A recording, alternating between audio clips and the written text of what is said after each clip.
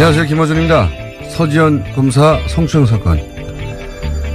가해자로 지목된 안태근 전 법무부 검찰국장과 이 사건을 감찰하고 징계했어야 할 지위에 있었던 최규일 현 자유한국당 의원이 오히려 호통을 치고 사건을 덮었다는 내용이 연일 보도되고 있습니다. 사건 진상을 파악하고 관련자에게 아무리 시간이 흘러도 책임을 묻는 것은 당연히 매우 중요한 일입니다. 근데 당시 사건이 있었던 곳은 여러 사람이 그 장면을 목격하지 않을 수 없는 공공연한 장소였습니다. 그 장면을 목격했던 사람들, 이들의 방조 묵인 그리고 침묵은 이 범죄의 든든한 자양분이 되는 거죠. 당시 바로 앞자리에 있었다고 하는 이규남 장관 그리고 동석했던 동료 검사들, 이들의 비겁함은 이 사건과 함께 반드시 거론되고 또 기억되어야 한다. 김어준 생각이었습니다.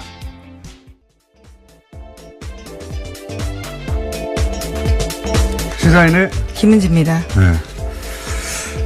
이런 사건에는 이제 한두 사람 이름이 계속 거론되고 그리고 끝나는데 이런 걸 침묵의 카르텔이라고 하죠, 원래. 네. 어떤 집단에게 불리한 문제에 대해서 내부인들이 이제 입을 닫아버리는. 근데 이게 침묵의 카르텔은 조직이나 집단을 보호하려고 하는 건데 이거는 그거보다 더 나쁜 케이스. 왜냐면은 그냥 자기를 보호한 거거든요. 입을 다물고 있었던 사람들. 저는 입을 다물고 있었던 그 앞에 그걸 봤던 여러 사람들, 그 이후로도 서 검사가 뭐 여러 가지 인사상 불이익이나 그런 걸 겪었다고 하는데 그때 안 도와준 거거든요, 아무도. 네, 네. 동료 검사였지만요, 모두 침묵한 겁니다. 언론이 주로 이제 가해자나 또는 당시 감찰 책임자만 다루는데, 그 사람들이 그렇게 했던 이유가 다른 사람들이 가만히 있을 거라는 걸 알기 때문이잖아요. 이 침묵 방조는 사법 처리 못하겠지만 기록을 해둬야 된다. 예. 또 하나 제안하고 싶은 게 사건 관련해서 안태근 가해자라는 이름을 좀 더 강조해줬으면 좋겠는데요. 안태근 성추행 사건이라고 부르는 게 어떨까 싶기도 합니다. 그렇군요. 네. 자, 근데 본인은 이제 기억나지 않는다. 네, 사실 사과는 하긴 했는데요. 술 취해서 기억나지 않는다라는 입장을 견지하고 있습니다. 그랬다면이라는 전제를 그렇죠. 달고 술 취해서 기억나지 않는데 그랬다면. 근데 이제 기억나지 않을 수 없죠. 왜냐하면 그 당시 정말로 기억이 안 난다 하더라도 그 다음 날부터 계속 이런 문제나 감찰 혹은 내부에서 얘기가 있었는데 어떻게 기억이 안 나겠어요. 예. 자, 그 이후 나도 당했다고 하는 또 전직 여검사의 폭로가 있었죠. 예. 네, 서지현 검사의 미투 해시태그에 응답하듯이 다른 피해자도 용기를 내서 입을 열고 있는 겁니다. 어제 SBS가 과거 검찰 간부에게 성추행을 당한 또 다른 전직 검사 인터뷰를 보도했는데요. 한 지검에 재직할 당시에 고위 간부가 의도적으로 자신을 성추행했다라는 겁니다. 관사 주소를 주면서 자기만 혼자 오게 만들었고요. 거기 가서도 부적절한 행동들을 했다라는 거고, 뿐만 아니라 여러 가지 성추행적 발언도 했다라고 합니다. 그 검사라고 하면 우리 사회에서 일반적으로 매우 두려운 존재잖아요. 예. 기소권도 가지고 있고. 예, 독점하고 있습니다. 네. 그런 검사조차도, 예. 그리고 법을 굉장히 잘 알고, 힘도 세고, 예. 기소권도 가지고 있는 검사조차 집단 내에서 이런 일을 겪는다는 사실 자체가 가지는, 그리고 나서 이제 그런 일을 겪고 나서 겪어서 손 치더라도 사건으로서 그 이유는 그 가해자들이 처벌을 했다든가 그랬을 것 같은데 그러기는커녕 이렇게 8년에 걸쳐서 이제 고통을 당했다고 하니까 이 자체가 가지는 임팩트가 있어요, 우리 사회에. 네, 문제 제기한 사람만 입 다물게 만드는 구조가 8년 동안이나 지속된 겁니다. 검사조차 이런 일을 겪으니 이렇게 생각하게 만드는 굉장히 역사적인 인터뷰죠. 예, 제가 어제 그 JTBC 인터뷰를 보면 굉장히 차분하게 자신이 겪었던 이야기들을 하고 있어서요. 그것이 주는 임팩트가 더 강하기도 합니다. 그러니까요. 태블릿 PC하고는 결은 좀 다르지만, 예. 굉장히 우리 언론사에 남을 이정표가 되는 인터뷰라고 생각이 듭니다. 손석희 사장이었으니까 인터뷰를 했겠죠. 아마도. 네. 예. 아깝네요. 뉴스공장에서 했어야 하는데. 네, 다음 또 다른 인터뷰를 시도해 보시는 걸로. 예.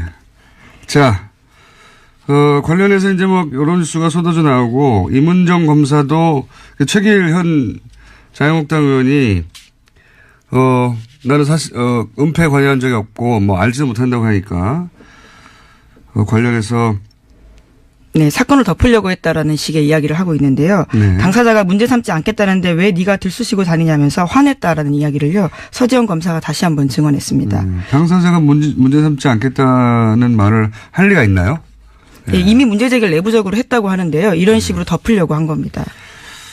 이것도 본인은 알지도 못하고 덮은 사실도 없다.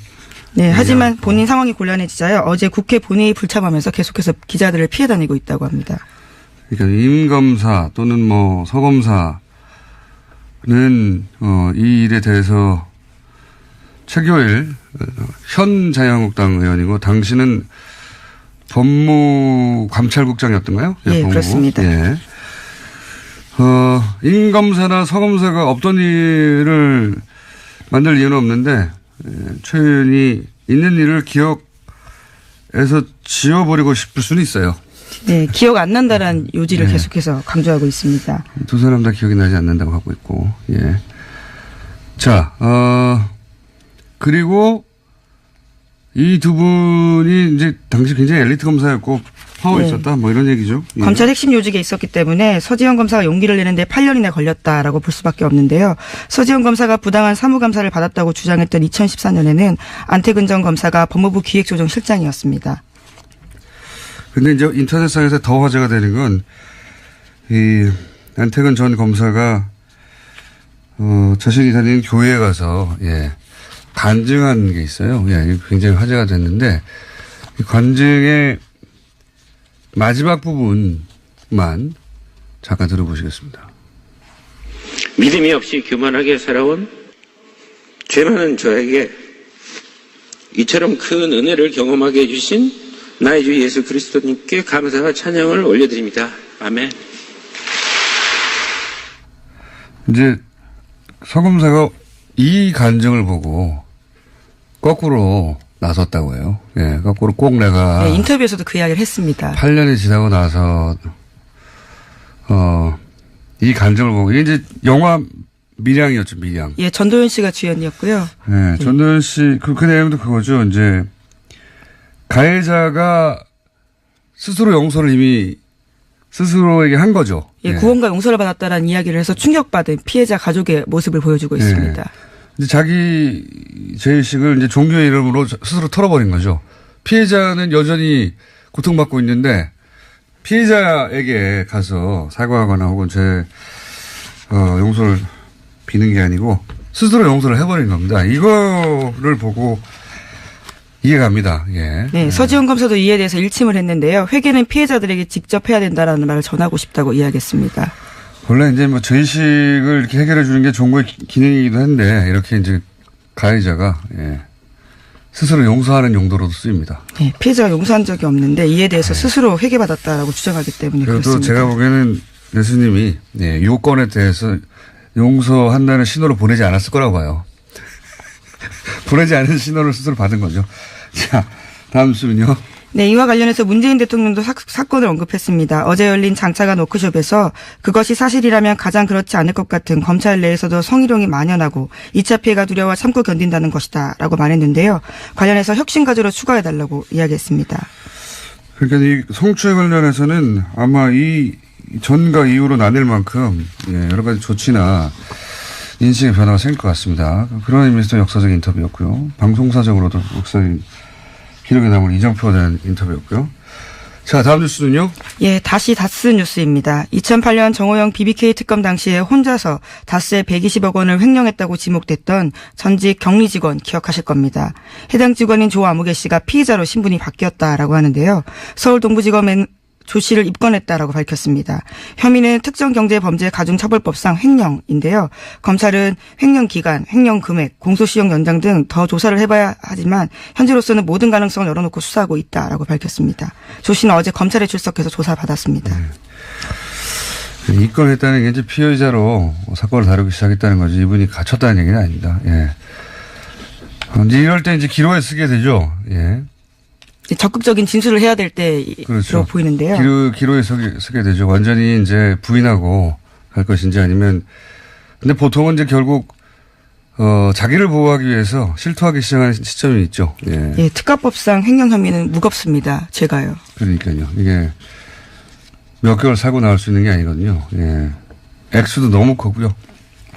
아마도 이분의 입에서 뭔가 터져 나올 가능성이 꽤 있습니다. 네, 키맨이라고 예전부터 지목됐었는데 이제 좀 진실을 이야기하셔야 되지 않을까 싶습니다. 자, 다음 뉴스는요. 예, 서울중앙지검 국정원 수사팀은 국정원 전직 직원 김기동 씨의 행방을 쫓고 있습니다. 국정원 불법행위 규명을 위해서 국정원 댓글 사건의 핵심 인물이었던 김 씨 수사에 박차를 가하고 있는 건데요.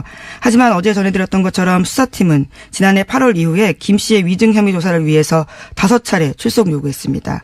하지만 김 씨가 나오지 않았는데요. 그래서 체포영장 청구했지만 법원도 이를 기각했습니다. 수사팀 관계자에 따르면 전직 국정원 직원이라서 국정원장 허가 있어야 나올 수 있다라고 했는데 국정원 확인해 보니까 허가 신청한 자체가 없다라는 거고요. 또 여러 가지 방법으로 접촉 시도하고 있지만 통화가 이루어지지 않고 있다고 합니다. 그러니까 제가 어제 그저께도 얘기했지만 5차례나 출석을 요구했고 지난 8월부터 법원에 그래서 아무래도 이 사람 체포영장으로 강제 구인해야 되겠다고 검찰이 청구했는데 법원이 이제 기각했어요. 예. 말이 안 되지 않습니까? 작년 8월 이후 5차례 출석 요구했는데 지금 어디인지도 모르고. 네, 소재도 파악되지 않는다라고 합니다. 당연히 영장을 발부해야 되는데 참 좋겠어요. 이렇게까지 해도 영장을 기각해 주니까 얼마나 좋겠어요. 도망다니게. 예, 한겨레 신문이 그 직원의 이름을 드디어 공개했는데요. 김기동 씨입니다. 이분이 이제 지금 계속해서 논란이 여러 각도로 되고 있는 이제 최근에 사법부의 사찰 문건에서도 또 한 번 등장하는 진원 파일, 시큐리티 파일, 원세훈 전 원장을 무죄로 파기환송하게 만들었던. 예, 유무죄 취지는 밝히지 않았었는데 파기환송 자체가 굉장히 놀랐었습니다. 그때 증거 능력이 문제가 됐었거든요. 파기환송한다는 자체가 이제 유죄 아니라는 얘기죠. 말하자면. 어쨌든 그 파일을 작성했던 당사자거든요. 예, 당사자고 그 파일 안에 보면은 이제 직원들 이름, 그 당시 국정원 직원들 이름과 그 직원들이 사용한 아이디하고 비번이 있어요. 예, 그것이 이제 증거로 인정되지 않았는데 대법원 때문에. 예, 만약에 이게 증거로 인정되면 또 다른 국면의 수사도 시작될 수 있습니다. 사실은. 예, 그래서 이분이 민간인으로서 이렇게 오랫동안 도망다니는 건 굉장히 부담스러운 일인데요. 누군가 도망다니라고 하고 있는 게 아닌가 싶어요, 저는. 예. 번개탄이나 심장마비나 추락사 주의해야 합니다. 김기동 씨.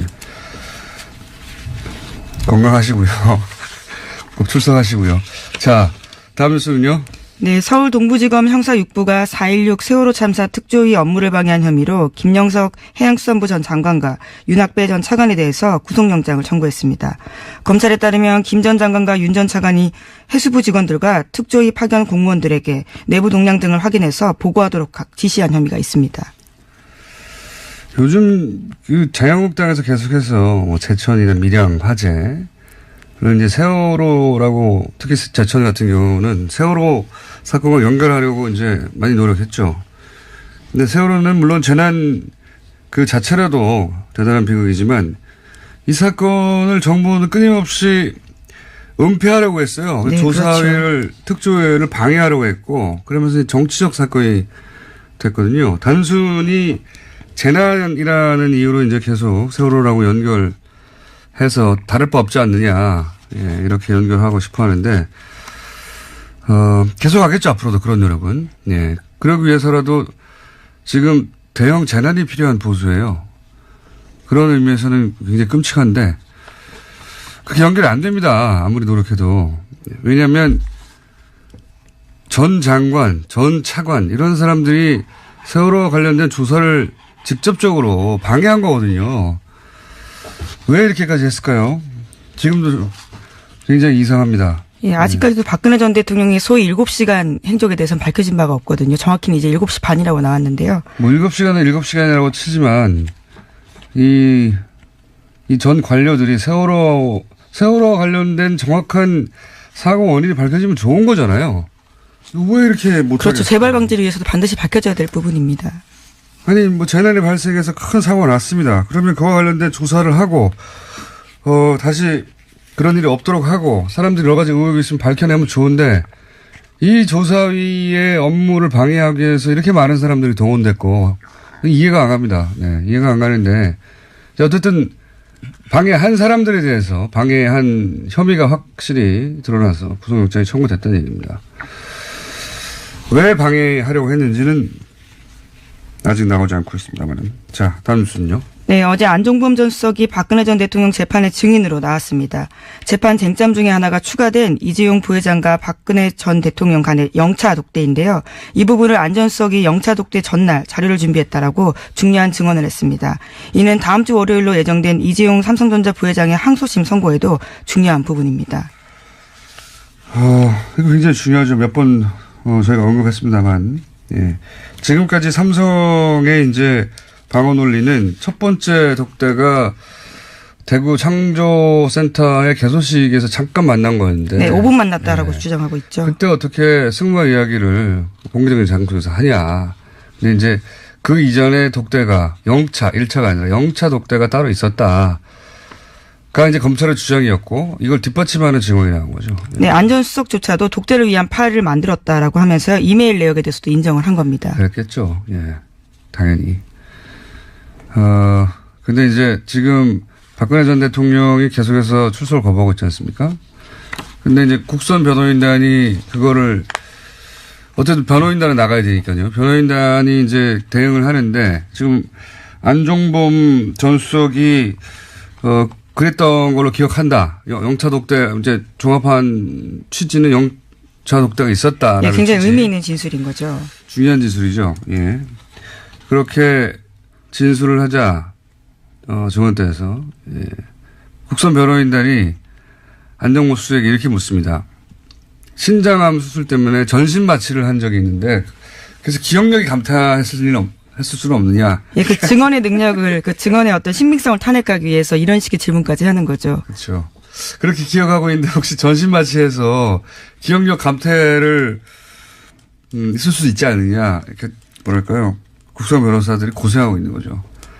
할 수 있는 반론이 별로 없으니까 그 기억이 혹시 마취이기 때문에 잘못됐을 가능성은 없을까요? 이렇게 대묻는. 뭐라도 묻긴 물어야 되니까요. 네, 하지만 구체적인 답들을 계속했는데요. 박근혜 전 대통령이 대기업 총수들과의 독대는 보안사항이라고 강조했다고 이야기하고 있습니다. 알겠습니다. 자, 시간이 거의 다 됐네요. 하나 정도 더 할 수 있을 것 같습니다. 예, 오는 2월 4일로 예정된 국민의당 바른정당 통합의결 전당대회에 있습니다. 여기에 전당대회 준비가 대표당원 중복 문제 제기로 급정차했습니다. 김중로 전준위원장이 어제 기자간담회를 열었는데요. 도저히 전당대회 준비 작업을 계속할 수 없는 상황에 처했다라고 밝혔습니다. 이거는 참 재밌는 뉴스네요. 전당대회를 어떻게든 하기 위해서 이제 대표당원을 10,000명에서 6,000명 수준을 줄였단 말이죠. 네, 그렇죠. 네. 그래도 3,000명 이상이 와야 돼요. 그렇죠?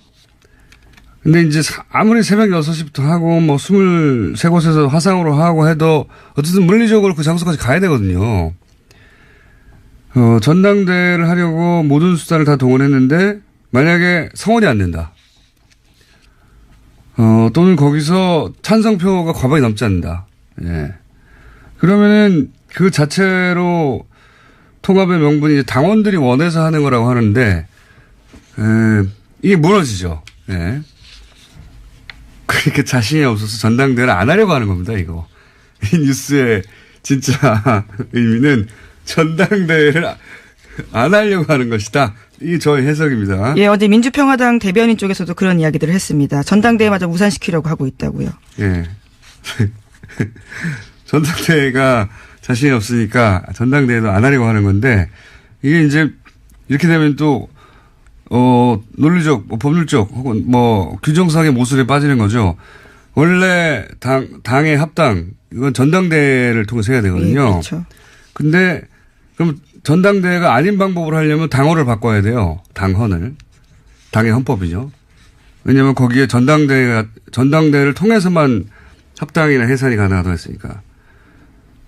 근데 당헌을 바꾸려면 전당대회를 해야 돼요, 또. 전당대회를 하지 않고 당원을 바꾸고 그리고 예를 들어서 뭐 전당원 투표 같은 걸로 했다. 정당사에 남겠네요. 안 하려고 하는 겁니다. 네. 네, 오늘 관련 대책을 논의할 예정이라고 합니다. 안철수 대표가요. 아, 굉장한 재밌는 뉴스네요. 여기까지 하겠습니다. 시사인의 김은지였습니다. 감사합니다.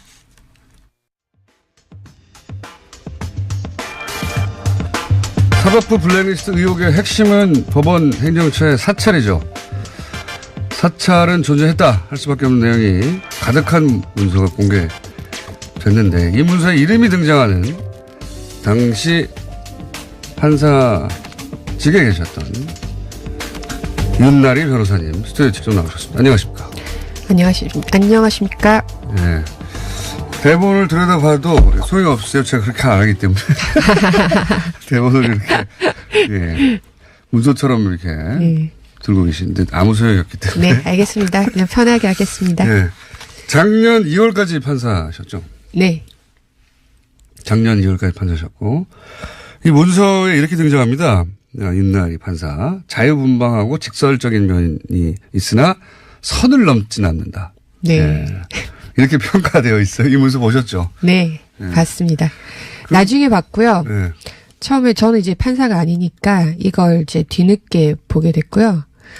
갑자기 이제 동료 판사들로부터 자유롭고 직설적인 윤나리 판사 이러면서 갑자기 문서에서 보고 반가워서 카톡 보내 막 이렇게 막 카톡들이 오는 거예요. 그래서 그게 무슨 소리야 이러면서 하더니 이제 찾아봤더니 보니까 그렇더라고요.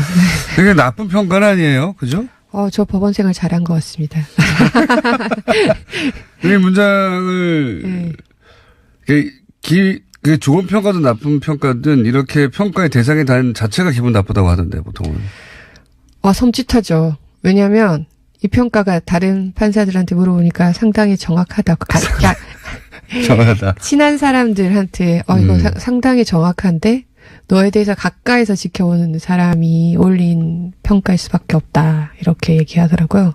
그 순간 섬찟하죠. 그랬다는 얘기는 판사하실 때 가까이 있던 누군가가 이런 평가를 법원 행정처에 직접 혹은 간접으로 건넸다는 얘기잖아요. 그죠? 그렇죠. 거점 법관이라는 단어가 갑자기 생각나네요. 보고서도 많이 읽어보셨나 봐요. 다 봤죠, 저는. 네. 예. 뭐 재미있는 용어가 많습니다. 거점 법관, 왕당파, 핵심 세력. 예. 핵심 판사라든가. 네. 예. 핵심 판사는 가로치고 나쁜 놈들이고요. 네, 그죠? 맞습니다.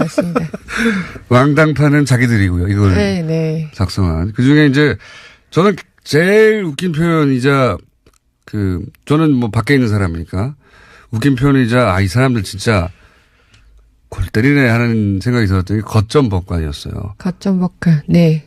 거점 법관이 표현이 자세히 되어 있지는 않지만 결국은 이제 자기들이 믿을 수 있고 그리고 곳곳에 암약하는 빨대, 프락치 내지는 정보원 뭐 일반적으로 그렇게 말할 역할을 하는 사람 판사들이었던 거잖아요. 그렇죠. 네.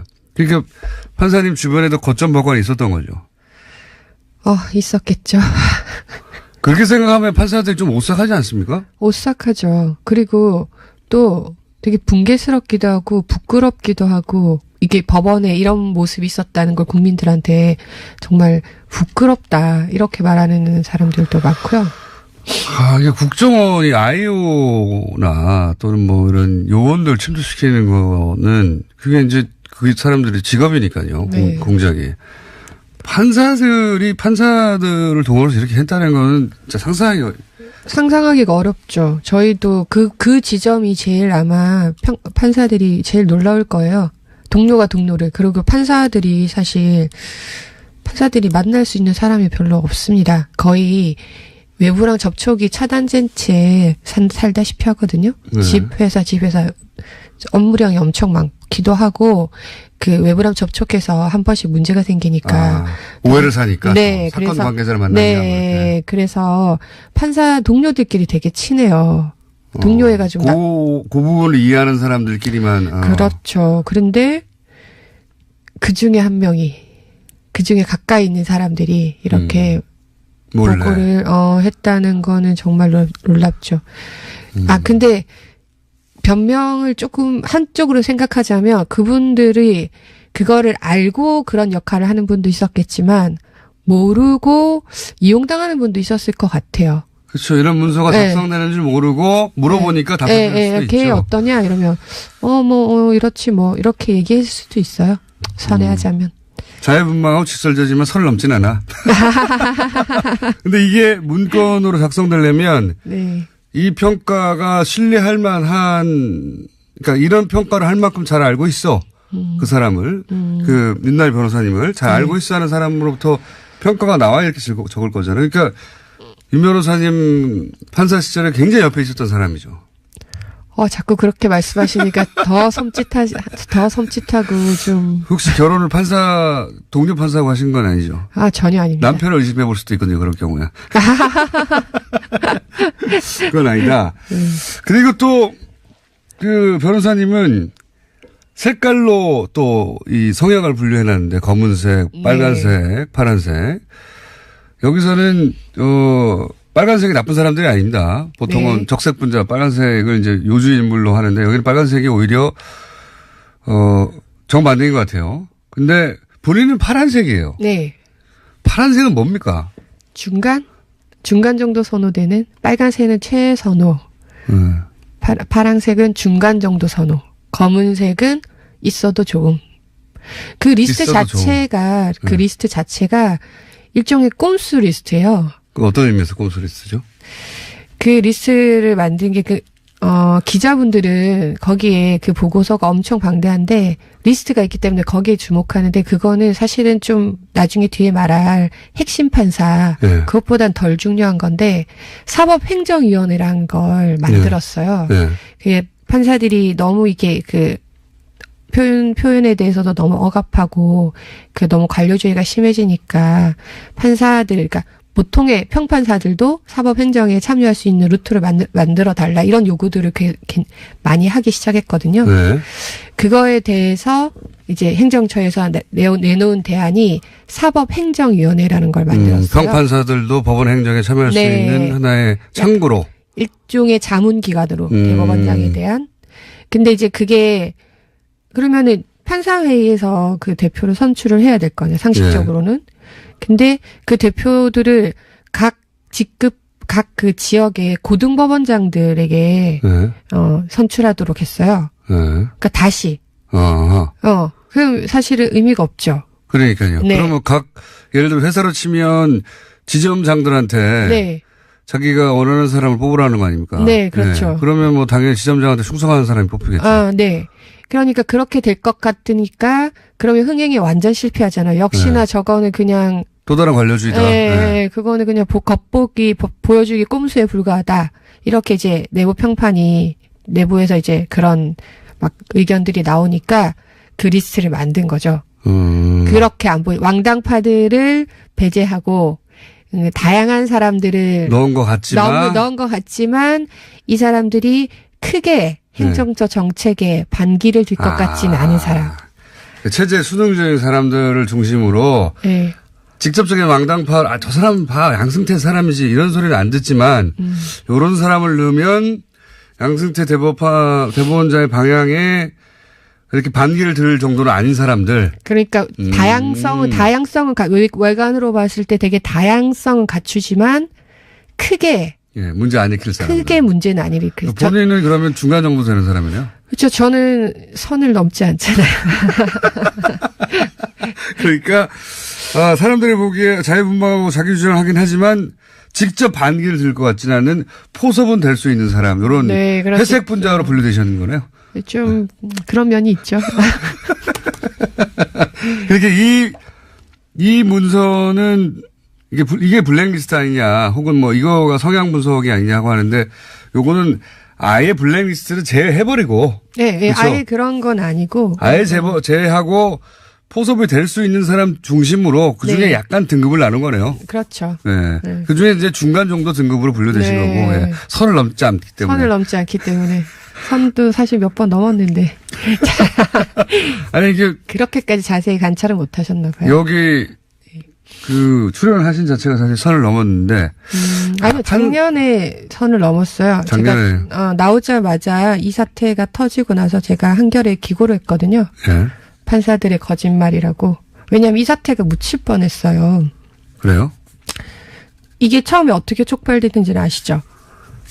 누군가, 지금 이름이 갑자기 생각 안 나는데, 예. 이모 판사가 이제 예. 행정처 발령이 취소되고 돌아가면서 이제 됐는데. 그때 법원에 가려고 했더니 이제 거기 가서 문서를 열어보면 여러 가지 성향 파일들이 있을 텐데, 그 너무 놀라지 말라. 예, 그래서 이런 얘기를 이제, 들었다. 예, 그래서 이제 못하겠다 그러고 이제 예. 돌아가는 그거가 있었는데, 그게 언론이 처음에 한 곳만 보도해주고 그 뒤로는 보도를 안 해줬어요. 저희는 계속 떠들었어요. 근데 예. 국민들이 아무도 모르고 판사들도 몰랐어요. 긴가민가 했는데, 도저히 안 되겠는 거예요. 이대로 묻히면 안 되겠다 싶어서.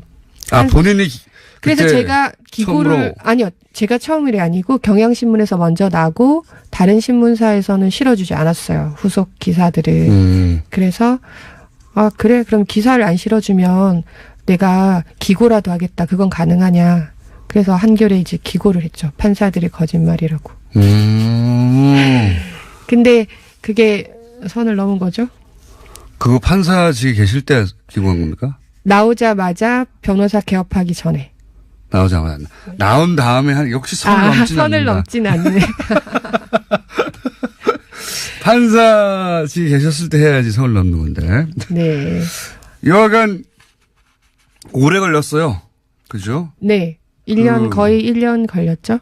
저도 기억하기로 거의 1년 전쯤에 처음 나왔는데 뭐 기사가 그렇게 많지 않았습니다. 많지 않았는데 저희는 주목한 기사였는데 해안이 있으시네요.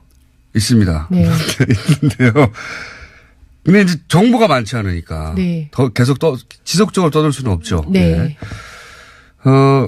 이게 이제 그런 리스트를 만들었다는 건 자기 사람으로 다 채우면 눈치가 보이니까 균형을 맞추는 네. 것처럼. 그러니까 균형을 너무 안 맞추면 니들끼리 다 해먹어라 이런 소리 나오니까. 네. 균형을 일종의 안전장치처럼 균형을 맞추려고 했는데 그렇다고 딱 블랙리스트 자기들 말 안 듣는 사람 껴놓을 수는 없고. 네. 예. 그래서. 그런 분들도 몇 분은 들어가 계세요. 몇 분은? 그 분 중에서도 조금 그런 분들. 이제 지금 약한 분들. 핵심이 되는 이게 핵심. 네, 핵심. 네, 핵심이 소위 말해서 블랙리스트죠. 네, 그게 블랙리스트죠. 이분들은 형사재판부에 지난 7년간 MBC 보도에 따르면 한 사람을 제외하고는 아무도 임명되지 않았다, 별로 가지 않았다 그랬는데 이게 의미하는 바가 뭡니까? 형사재판부에 안 보낸다는 건 무슨 의미입니까? 형사재판이 아시다시피 지금 온갖 국정농단 뭐 이런 사건 그리고 우리 공장장님도 형사재판도 받아보시지 않으셨나요? 네, 형사재판이죠. 네, 대부분. 네, 네. 그 형사재판이라는 게 굉장히 시국과 밀접한 특히 서울중앙지방법원 형사재판은 굉장히 밀접한 관계가 있어요. 되게 크리티컬한 정치적이고 그렇죠. 민감한 정권에 치명적일 수도 있고. 그게 원래 옛날부터 그런 말이 있었어요. 제가 들어올 때부터, 형사재판은 아무나 보내지 않는다. 특히 서울중앙지방법원 형사재판은 정말 이제 인정받는, 실력으로도 당연히 인정받겠지만, 대세 거스리지 않는 판단을 할 사람. 예를 들어 양승태 대법원장 시절에는 양승태 대법원장에 거스리지 않는 사람으로 인사를 하도록 노력했겠군요. 근데 거기에 포함되지 못하는 사람들인 거죠. 그죠? 네. 21명은. 그렇게 했다고 단정할 수는 없지만 옛날부터 그런 말은 판사들 사이에서 자주 섞이게 많이 나왔고 근데 이번에 MBC 보도에서 그런 보도를 봤어요. 어떻게 취재하셨는지 모르겠어요. 대단하십니다. MBC 요즘 살아나고 있어요. 네. 근데 이거 굉장히 핵심을 짚은 그 보도였거든요. 그 부분은. 이 사람들이 어떻게 됐을까? 핵심 판사들이. 이 사람들이 어떤 불이익을 당했을까? 근데 판사들이 불이익이라는 게 뭐 감봉한다든가 이런 게 아니잖아요. 그렇죠. 눈에 보이게 불이익을 되게 많이 줄 수 있어요. 임지라든지 아니면은 보직이라든지 뭐 중요한 포스트들이 이런 거죠. 이렇게 서울 형사부 아니면 행정법원에도 보면 굉장히 4대강이라든지 정치적으로 예민한 이슈들이 많이 가잖아요. 집회 그 촛불 집회 그거 예. 뭐 어떻게 허락해 줄 건지 안 할 건지 이런 예. 것들도 다 행정법원에서 하잖아요. 그렇죠, 그렇죠. 그러니까 그런 자리들에 이제 그 좀 더 믿을 만한 양승태 대법관에게 반하지 않는 사람을 꼽고 본인이 보기에 양승태 대법원장 이 보기에 이제 문제를 안 일으킬 사람들 이런 사람들이 가게 되는 그런 면이 있다고 이제 이거- 판사사에서는 그렇게 회자됐어요. 근데 이제 그렇겠죠. 왜냐하면 이 문건을 왜 만들었겠어요? 문건을 왜 만들겠어요? 뭐 그러니까. 밥을 왜 짓겠어요? 밥을 먹으려고 밥을 먹고. 그 문건을 쓰려고 만든 거죠, 이 내용을. 그렇죠. 네. 네, 이 내용을 그렇겠죠. 분석해서 자기들이 원하는 사람들을 원하는 위치에 보냈겠죠. 네. 또 원하지 않는 사람들은 배제하고. 아니, 이 문건은 사실은 그렇게까지 드러난 문건은 모든 판사들에 대해서 성향 분석을 한 문건은 아니고요. 아니겠죠, 아까 말했던 당연히. 그 꼼수 리스트, 네. 거기 60명, 그 다음에 핵심, 핵심 21명. 핵심. 그러니까 보통의 평판사들과 떨어뜨려 놔야 될 핵심 20명 정도. 그 정도거든요. 근데 그 20명 중에서 몇 명에게는 굉장히 디테일하게 그 사람의 정보를 파악을 했어요. 근데 이것도 어. 문건이 다 열린 게 아니잖아요. 760건 정도는 아예 비밀번호가 걸려서 못 열었잖아요. 네, 그렇죠. 삭제된 것도 300건 있고. 네. 그 다음에 아예 그 PC를 제출하지 않는 법원행정처 처장도 있고. 네. 그 양반은 왜 안 냅니까? 그분이 안 내신 게 아니죠. 그분은 이미 나가셨고, 네. 그거는 이제 행정처가 관리하고 있는데, 네. 행정처에서 안 내놓은 거죠. 행정처가 대법원장의 요청에도 그렇게 거절할 수가 있는 거예요? 행정처장님이 따로 계시니까요. 그러게 저도 뭐 윗분들 얘기는 잘 모르죠. 근데 그런가 봅니다. 행정처는 이런 경험을 보신 적이 있어요? 대법원장이 내놓으라고 했는데 처장이 싫다고 그러는 거 본 적 있어요? 저는 경험이 없죠. 근데 뭐 내부에서 어떻게 진행될지 모르겠지만 그 행정처에서 거부한 건 확실히 거기 문건에 적혀 있어요. 제출을 요구했지만 거부당했다. 협조해주지 이게 않았다. 상상하기 힘들거든요. 조직의 장이 이런 사실 범죄 아닙니까? 범죄와 관련한 증거물을 내놓으라고 그랬는데 안 돼 이러는 거 아니에요. 이거 이해가 안 가거든요. 일반인들은. 네. 판사들 왜 저러는지 왜 그러는 거예요? 이게 말이 됩니까? 저도 여쭤보고 싶어요. 왜 그러는지. 말이 안 되죠. 네. 근데 네. 이게 아마 행정처와 네. 그 일반 판사들 간에 지금 되게 괴리감이 있는 것 같아요. 행정처는 여전히 양승태 대법원장이 임명한 사람들로 많이 현재도 있고 또 뭐 거기 들어가면 또 그 나름대로 그 우리도 조직을 위해서 일했다 이런 그런 게 있지 않을까요? 뭐 국정원에서 그 뭐 심리 전담 이해해 했던 주려고 하는 사람도 겁니까? 아니 뭐 이해하려는 선을 건 넘진 아니. 않는다. 이해하려는 건 아니지만 어쨌든 그 내부 논리라는 게 있으니까 아마 그렇게 되지 그렇죠. 않을까 싶고요. 제 말은 그게 옳으냐 이거죠. 그렇게 하는 게. 뭐 당연히 저는 그렇게 하면 안 된다고 생각하죠. 그럼 행정처를 그러면 싹 갈아버려야 되는 거 아니에요? 기본적으로 이런 상황에서도 그걸 저항하면서 막아보려고 하고 숨기려고 한다는 게 말이 안 되잖아요. 그렇죠. 그래서 이번에 김소영 행정처장이 물러나신 거 아닌가요? 그걸 저한테 물으시면 안 되고 그렇겠죠. 전 그렇다고 생각하고 있어요. 아니라고 하시지만 사실은 그런 거가 중요하게 작용하지 않았을까요? 그러니까요. 네. 이게 대법원장이 이 사태의 진상을 파악하기 위해서 관련된 자료를 내놓으라고 하는데 여러 가지 이제 이유로 안 내놓고 비밀번호 내놓으라는데 안 내놓는 거 아닙니까? 제목만 봐도 이상한 파일들이 있어요. 제목만 봐도 이상한 파일이 진짜 있어요. 그러니까요. 네.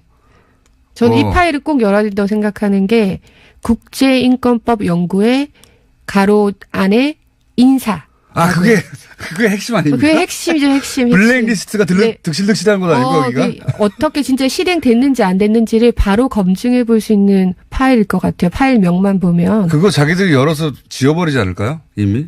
300건은 파일을 지운 게 아니라, 그러니까 파일 삭제하고 휴지통에 넣는다. 보통 그렇게 생각하시는데, 그러면 또 이거 왜 지웠냐고, 혹은 복원할 수 있으니까 그렇게 안 하고, 내용이 심각한, 아마도 그래서 그랬겠죠. 심각했을 법한 그 내용들은 안에 있는 내용을 지워버렸어요. 파일은 존재해요. 네. 파일은 존재하는데, 안에 텍스트가 하나도 없는 거예요. 그런 파일이 이 삭제 파일인 겁니다. 삭제가 아예 지운 걸 휴지통에서 꺼낸 게 아니에요. 제가 저보다 더 디테일하게 아시는데요? 저도 그런 얘기를 작년부터 떠돌았어요. 이게 단순히 휴지통에 넣어서, 그러니까 우리가 파일 삭제할 때 휴지통에 넣는 게 아니고 뭔가 특수한 프로그램을 이용해서 웬만하면 복구하기 힘든 그런 걸 이용해서 지웠다는 얘기는 작년부터 있었어요. 그거는 또 그것대로 네. 물리적으로 삭제하는 것이고 네. 제 말은 뭐냐면은 그 내용을 삭제해버리는 거예요. 문서를 열었어. 열었는데 없어요. 백지예요, 백지. 그런 삭제가 있는 겁니다, 지금. 그런 거는 복구할 수도 없지 않아요? 없죠. 내용이 없는데 어떻게 복구합니까? 그렇게 지울 만큼 자기들도 문제가 된다고 생각하는 파일들이 있었던 것이고 그거를 안 내놓는다는 게 말이 안 되는데. 근데 못 지운 것들이 이 정도 수준이면 지운 것들은. 그러니까요. 네. 비밀번호를 안 내놓는 건 또 그리고 네. 이것도 키워드 검색어로 찾은 거기 때문에 네. 키워드로 안 걸린 건 또 얼마나 있겠습니까? 그렇죠. 파일, 그러니까 PC 통째로 안 내놓은 건 또 어떻고요? 이건 네. 일반인들이 생각하면 야 이거 압수수색해야 되는 거 아니야? 이렇게 생각하거든요. 근데 지금은 사법부 내에서 이 사안을 조사하고 있잖아요. 네. 저는 이런 생각이 들거든요. 직장입니다. 네. 판사를 하셨으니까 판단해 주세요. 직장입니다. 일반 회사인데 사장이 직원들을 거점 부장, 거점 과장, 거점 사원을 두고 다 감시를 해요. 그 다음에 카페에 들어간 거 다, 그리고 이메일 다 뜯어봐요. 개인들 이메일 다 뜯어보고, 카페에 들어간 행위, 그 다음에 무슨 게시물을 쓰는지 다 기록하고, 그 사람들 어떤 사람인지, 이 사람들이, 또 말을 듣게 하기 위해서 어떻게 회유하거나 할지 그리고 이제 분류를 쭉 하고, 카톡도 들여다보고, 다 했어요. 그러니까 직원들끼리 밖에 회사하고 상관은 밖에 나가서 만든 카페에도 다 쫓아가가지고, 그러면 그 사장 직원들로부터 고소고발 당하지 않습니까? 근데 조금 다르신 게 있어요. 카톡이랑 이메일을 몰래 뜯어본 게 아니고요. 네. 그 이메일을 개인적으로 받은 사람이 누군가가 네. 그 이메일을 상부에 보고한 거예요. 마찬가지입니다. 라고 봅니다. 네. 어쨌든. 그리고 어쨌든 그들끼리 자기들끼리 있는 카페에 들어가서 누군가 침투시켜 상관은 맞잖아요. 그러니까 이런 행위 전반에 대해서 직원들이 알았어요. 분노했어요. 네. 사장에 대해서. 그래서 고소고발이 충분히 이어질 수 있죠. 판사 내부에서 그런 일이 있기는 조금 힘들 것 같아요. 근데 직원들이 했다는 뉴스를 본 것 같은데요. 제 말은 네. 일반적인 회사 같은 경우에 고소고발 그렇죠. 할 수 있죠. 네, 그렇겠죠. 네. 사장은 처벌을 네. 받겠죠. 네. 그렇죠. 무슨 죄로? 네, 무슨 죄로 처벌을 네. 받겠죠. 그러면 이 사건도 양승태 대법관이 그렇게 처벌받아야 되는 거 아닙니까? 판사들에 의해서 지목돼서 저 사람이 그런 일을 했다고. 그거는 좀 더 조사 과정에서 밝혀져야 될 부분인 것 같습니다. 선을 넘지 말아야 되기 때문에. 선을 넘지 않는. 아니, 양승태. 근데 저는 이제 사법 처리는 네. 최종적으로 이제 해야 될 부분이고요. 네. 일단은 먼저 더 밝혀야 된다고 생각합니다. 그래서 물론 다 밝히고 나서. 네, 다 밝히고 다 나서. 밝히고 나서 사법 처리를 해야 되죠. 네, 다 밝히고 나서 책임져야 될 사람은 법적인 책임을 져야 된다고 생각은 하는데요. 그건 맞는데 그 조사 과정은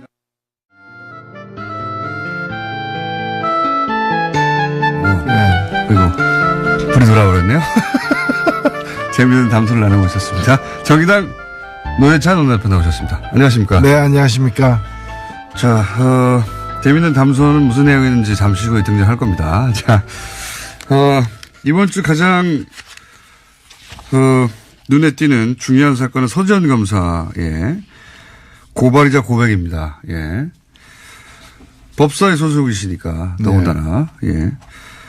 이 사건 관련해서 이제 안태근 전 검찰국장이 가해자로 지목이 됐고, 예. 여러 가지 이야기 등장하고 있는데, 안태근 전 검찰국장하고는 또 부딪힌 적이 있으시지 않습니까? 예. 예. 박근혜 그 국정농단 사건 때, 그 당시 시점에, 예. 안태근 이 검사가 검찰국장이었어요. 예. 그래서 이제 각종 청문회 등 뿐만이 아니라 이제 특히 이제 국회 법사위에 예. 법무부 그 업무 점검할 때 보면 배석하는 사람이었거든. 예. 그래서 저하고 이제 부닥친 적이 있죠. 인사 예산을 다 담당하는 게 검찰국장이기 때문에 당시 뭐 그런 얘기도 있었습니다. 우병우 사단의 핵심 인물 아니냐. 네. 그러면서 이제 법사위에서 한번 부딪힌 적이 있는데 그때 저희가 법사위에서의 공방 녹취 잠시 들려드리겠습니다. 검찰국장 뒤에 계신데 이 LCT 사건에 대해서 청와대 민정수석실 보고가 되고 있습니까? 기억이 없습니다. 뭐가 없다고? 기억이 없다고요? 야, 참. 보고한 사실이 없는 게 아니라 기억이 없다고요? 보고 안 했을 수도 있고요. 보고 안 했을 수도 있고요. 누가요? 그냥 제가 보고한 기억이 없습니다. 아니 보고 안 했으면 안 했으니까 보고 했을 수도 있다는 얘기예요? 그따구로 얘기하는 거예요?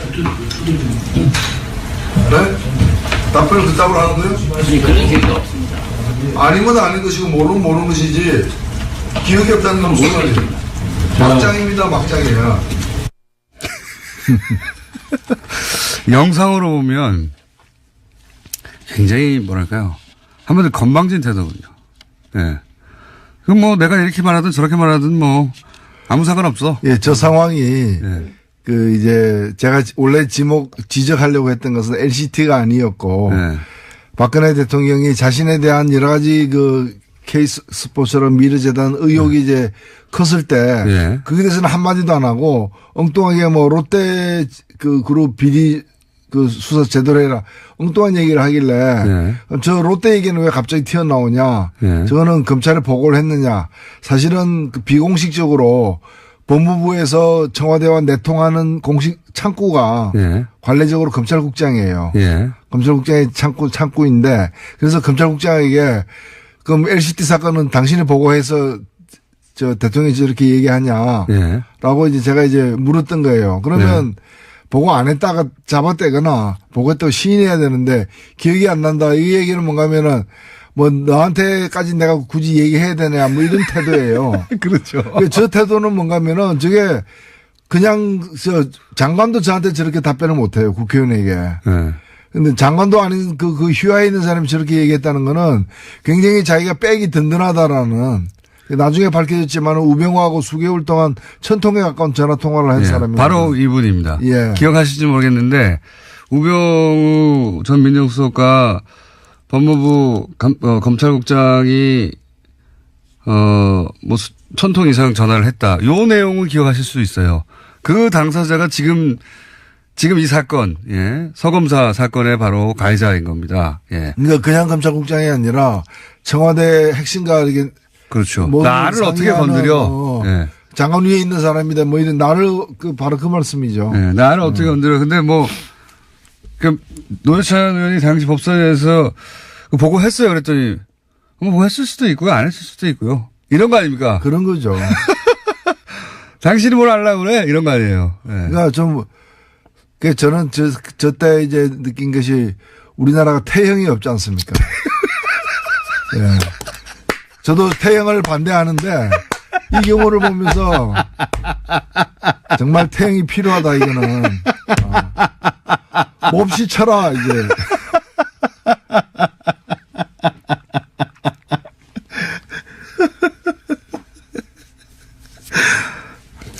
네, 필요하다. 너무 가혹하시네요. 가혹한 게 아니고 그 가혹한 거는 뭐 몽둥이에게 가혹한 거죠. 몽둥이가 이제 항의할 것 같았어요. 제가. 하여튼 요 자체도 화제가 됐었어요. 아니 저 사람 누군데 저렇게 법사에 출석해가지고 저런 태도로 말을 하고 있나. 예. 그 자체로 화제가 됐는데 이제 1년 한참 지나고 나서 이 사람이에요. 라고 이제 언론을 통해서 태영 알겠습니다. 그러니까 장관 모시고 있을 때도 예. 그 당시에도 이제 보면은 요직에 법무부 요직에 있었고 예. 그때 이 지금 서지현 검사에 대한 그 성추행 사건 강제추행이지 법적으로는 이 사건도 저는 그런 데서 나왔다 봐요. 그런 거죠. 이제 예. 권력이 없었다면 그런 일을 못했을 예. 거 아니에요. 누가 나를 감히 이런 그런 태도가 거죠. 있지 않고서야 맞은편에 장관이 앉아 있었다고 했잖아요. 예. 그런데도 그랬던 거 아닙니까? 뭐 눈에 보이는 게 없는 거죠. 그렇죠. 예. 그런데 이분이 또 이제 교회에 가서는 이렇게 예. 본인의 그러니까 죄를 법적으로는 자기를 구제하기 힘들다라는 걸 스스로 이제 판단한 거죠. 저 이제 하나님은 나를 용서하였다. 그러니까 인간 세상에서는 이제 버림받을 수밖에 없다는 걸 자기가 시인한 거죠. 자, 이렇게 띄엄띄엄 이 화제의 인물이 되기도 쉽지 않습니다. 예, 띄엄띄엄 화제의 인물이 다시 한번. 됐고요.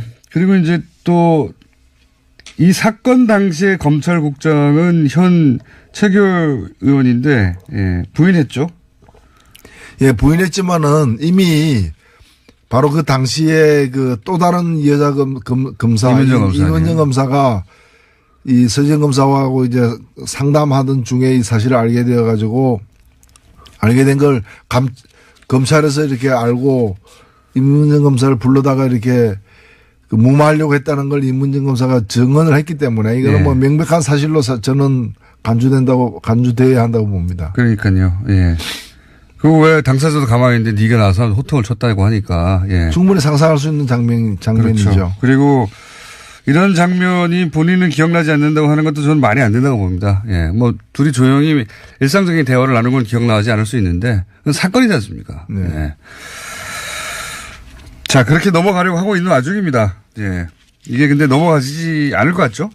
넘어갈 수는 없는 것이죠. 넘어갈 수는 없는 것이고 다만 이제 공소시효 등 때문에 예. 이제 이게 사법적인 어떤 그 법을 적용하기에는 좀 네. 시간이 많이 흘러간 점은 있지만은 이 서지현 검사가 그런 것까지 다 알고서 사실은 폭로를 한 거예요. 맞습니다. 예, 네. 그걸 뭐 몰라서 폭로했다면 그럼에도 불구하고 이것은 알려야 된다. 다시는 이런 일이 반복되지 않아서야 된다고 얘기한 거고 그 검찰 내부 통신망에 올릴 때 이 네. 사건을 담은 글과 더불어서 첨부문서 2개를 같이 올렸어요, 사실은. 그 첨부문서 중에 하나는 뭔가면은 인사 불이익 당한 것에 대한 소명이고요. 예. 또 하나는 뭔가면 본인이 소설을 썼어요. 그 소설에도 보면 그 소설 내용 중에 82년생 김지영이라는 얘기도 여러 번 나오는데 예. 아마 그 책을 읽고 많은 생각을 하게 된 것 같아요. 제가 볼 때는 그 책이 영향을 많이 미친 것 같기도 하고요.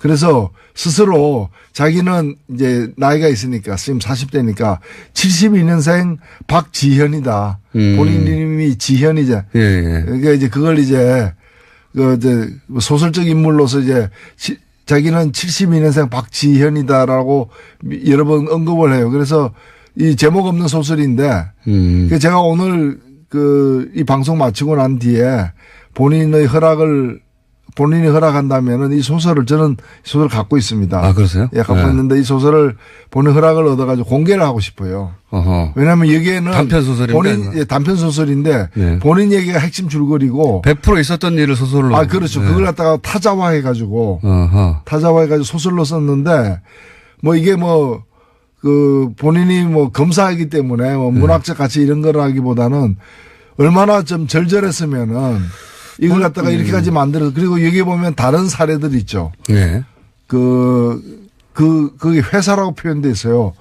검찰청을 회사라고 표현하고 있는데 그 회사에서 벌어지고 있는 다른 성폭력 사례들이 또 등장을 해요. 아하. 등장하기 때문에 이분이 이 사태를 어떻게 인식하고 있었는가 서검사가 이거가 잘 알 수 있는 저는 소리라고. 그러니까 여러 가지로 방법을 오랫동안 생각한 거군요. 이 사실 알려야 되는데. 네. 그렇죠. 그리고 예를 들어 성폭력 다른 피해자들은 이제 본인이 자신의 신분을 드러내지 않으려고 한다면 그것도 할 수가 없으니까. 그런데 알리긴 알려야 되겠고 또 본인도 본인 이야기를 사람들이 이해하기 쉽도록 알려야 되겠는데 연구도 하고 막 고민도 많이 한 거죠. 그러다 그걸 결국 보면은 먼저 돌아가신 일찍 어릴 때 돌아가신 아버지 얘기까지 나오고 남편까지도 나오고 그날 남편하고 같이 원래는 어떤 콘서트 가기로 했는데 네. 남편이 갑자기 다른 일로 다른 곳에 가려고 하기 때문에 콘서트장에 못 가고 할 수 없이 이 장례식에 빈소에 간 거예요. 어허. 그래서 이제 그때 왜 남편이 같이 콘서트 갔으면 자기는 빈소에 안 갔고 안태근으로부터 성추행 안 당했을 거라는 이런 것부터 시작해가지고 그러니까 이게 그 빈소에서 있었던 짧은 사건이 아닙니다. 이분이 8년을 갖다가 이걸 갖다가 계속해서 반추하면서 되새기면서 그러니까 8년 동안 성추행 당했다고도 사실 봐야 돼요. 게다가 그때마다 괴로웠을 거 아니에요. 게다가 이 얼마나 또 치욕적이기도 하지만 억울하기도 하잖아요. 이게 이제 그런 일을 겪고 나서 누군가가 그 가해자를 단죄를 하고 사람들이 이게 얼마나 잘못된 일인지에 대해서 얘기했으면 모르겠는데 다들 덮는 데다가 거꾸로 뭐 인사보복을 당한 거죠. 억울하게 보복을 당하고 또 꽃뱀이라는 얘기 듣고 얼마나 억울해. 상처가 엄청 영혼의 상처를 입은 겁니다. 한마디로. 그러니까 이 사건이 8년 동안 가해 행위를 한 것이 안태근이다 이렇게 봐도 되는 거예요. 이분은 근데 이제 교회에서 용서를 받으셨더라고요. 스스로. 예. 하나님은 구제했을지 몰라도 사람은 우리 그 국민들은 용서할 수 없을 것입니다. 그리고 하나님이 용서했다는 신호를 보내지 않았는데 신호를 혼자 받으신 것 같기도 해요. 물론이죠. 예. 제가 그 이 사건은 셀프 구제를 한 거죠. 예. 죄사함을 받으셨고 스스로 그 간증 동영상이 없었다면 안 났었을지도 모릅니다. 이분도 그런 인터뷰에서 그런 얘기했어요. 네. 간증 동영상을 보고 도저히 참을 수가 없었던 거죠. 네. 8년이 지났지만. 그래서 결국 나서신 것 같고요. 자, 또 이제 큰 사건이 안 나오는 시간 동안 발생한 밀양 화재가 있었습니다. 밀양 화재가 있었는데 아마 제천 화재 때 정부에 여러 가지로 큰 타격이 됐다고 생각해서 밀양 화재가 나자마자 자유한국당 지도부들이 총출동을 하게 됩니다. 이번에는 좀 역풍이 불었어요. 그렇죠? 예. 거기 가자마자 이제 지도부에서 내각 총사퇴하라. 또 뭐 북한 챙기느라 뭐 국민 안전을 챙기지 못했다 이런 요지 얘기도 하고 그런 얘기가 이제 부메랑이 돼서 돌아왔죠. 밀양이라는 지역 자체 또 뭐 지방 소방 행정은 사실은 지자체장의 책임이 있지 않습니까? 예. 요 사건은 어떻게 보셨습니까? 예, 이거는 사실은 제가 그 화재 당일날 바로 내려갔었거든요. 예. 가서 당시에 그 밀양 소방서장이 예. 그 보고를 했습니다. 보고를 했는데 제가 잊혀지지 않는 게 그분이 이런 얘기를 했어요. 자기들은 그 당시에는 이제 37분이 이제 사망이 확인됐던 시점이었는데 저희들이 최선을 다했습니다만은 37명의 인명 손실을 막지 못했다. 네. 정말 죄송하다. 근데 제가 가서 확인을 해보니까 3분 만에 소방대원들이 출동을 했고 3분 만에 출동하면 엄청 빨리 온 거죠. 엄청나게 빨리 간 거죠, 사실은. 기다리고 있지 않은 다음에야 어떻게 3분 만에 옵니까? 네. 그리고 가자마자 상황 파악을 제대로 해가지고 옆 건물로 번질 경우에 옆에 요양병원이라는 게 뭔가면은 집에서도 돌보기 힘든 분들이 맞습니다. 거동이 불편한 분들이 그 94분이나 그게 있었거든요. 네. 여기로부터 이제 또 구출을 하면서 그리고 또 이 불꽃이 번지지 않게 하기 위해서 2층으로 올라가지 않게 하기 위해서 또 노력도 하고 최상의 노력을 했다고 저는 보여집니다. 초동대처도 잘 됐고 이번에는 소방관의 잘못 탓할 부분이 없어요. 그렇습니다. 그런데도 이분이 뭐라고 얘기했는가 하면은 최선의 노력을 다했지만 37명 이 사망한 데 대해서 정말 책임을 느낀다. 죄송하다. 그 얘기를 여러 번 되풀이했습니다. 저는 그게 공직자의 자세라 보거든요. 그럼 정치하는 사람들이 보면 그게 지금 다 드러나고 있지만은 법이 잘못됐거나 제도가 제대로 안 됐거나 그 다음에 이제 여러 가지 이제 소방 안전 관리를 갖다가 그 감독 기구가 정부 아닙니까? 네. 그리고 지방 정부잖아요. 밀양시, 경상남도 다 이런 책임이잖아요. 그리고 소방 자치가 된 게 지금 20년 가까이 됐는데 네. 그 지휘 권한이 다 지방자치단체의 장에게 있는 맞습니다. 거거든요. 예. 그렇다면은 그래서 저는 첫날 홍준표 대표가 안 가길래 원내대표만 보내고 자기는 당분간 분향소 차려지면 가겠다는 식으로 미루더라고요. 모든 당대표가 그날 다 갔거든요. 네. 본인이 안 가길래 저는 경상남도 도지사를 지냈기 때문에 그 책임감 때문에 네. 참 면목이 없어서 못 가는 모양이다. 저는 당연히 그렇게 생각했죠. 근데 가가지고 엉뚱하게 무슨 이상한 얘기를 또 정권 총사퇴해야 된다는 식으로 돌려대는 거 보면 이건 정말 공직자로서 있을 수 없는 일이다. 저는 그렇게 생각합니다. 앞뒤도 안 맞아요, 사실은. 왜냐하면 이게 여기 지방직 소방관들은 인사 행정 그다음에 지휘권 전부 다 지자체 자격이 있거든요. 본인들에게 권한이 100% 있는 겁니다. 근데 거기는 다 자유한국당이에요. 도의원도 그리고 시의원도 99%입니다. 경상남도 도의회 의원 중에 예. 지역구 의원이 90%고 10%가 이제 비례 예. 후보인데 지역구 의원 중에 야당은 한 명이에요. 그 한 명이 정의당입니다. 아, 그렇군요. 여영국 의원이라고. 그렇군요. 예. 예. 깨알 같은 설명이지만은 거기는 자유한국당이 사실상 도의원, 시의원, 그리고 국회의원, 시장, 도지사 다 차지하고 있는 것입니다. 그렇습니다. 예. 그러니까 다 자유한국당이에요. 그러니까 제일 먼저 만약에 책임을 묻는다면 스스로에게 묻었어야 하는 거죠. 그렇죠. 만약에 그런 사안이다 보니 사실은 시민들도 와서 이제 이런 자유한국당이 찬스라고 본 것 같은데 정부를 공략할 찬스라고 본 것 같은데 거기에 대해서 거꾸로 당신들은 뭘 했냐 여기 그런 비난을 좀 많이 받았죠. 이번에는. 네. 그런 영상도 많이 찍히고. 자, 밀양 사건에 관해서는 정치적 지점에서는 그렇게 해석된 사건이 있었고요. 그리고 저희가 이제 이 시간 시작하기 직전에 무슨 얘기를 하다가 불이 들어온지도 모르고 얘기하고 있었냐면 국민의당 얘기 잠깐 하고 있었습니다. 국민의당에서 지금 민주평화당과 평화민주당입니까? 예, 평화민주당이군요. 아니죠. 민주평화당. 헷갈리네. 하여튼 두 개가 들어가 있습니다. 민주와 평화. 민주와 평화에 들어있는 민평당의 창당 발기인의 이름이 올라간 분들과 그다음에 대표 당원으로 국민의당에 올라간 분들이 한 1,000명 정도 겹친다는 거예요. 그래서 지금 전당대회가 어렵다는 식의 발표가 어제 있었습니다.